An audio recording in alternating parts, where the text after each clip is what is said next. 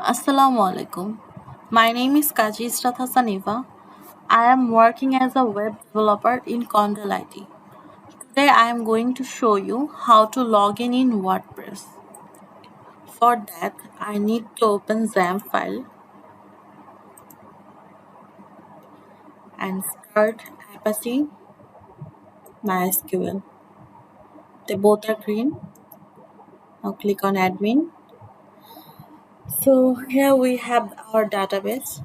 Now I am going to open my portfolio page. Localhost slash portfolio slash WordPress slash WP admin. So now I have an interface like this.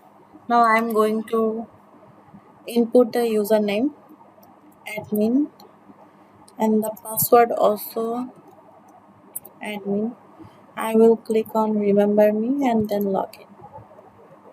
So this is the dashboard for the admin of this WordPress website.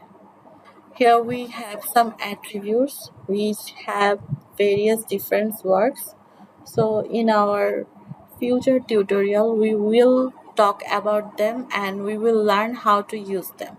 Thank you so much.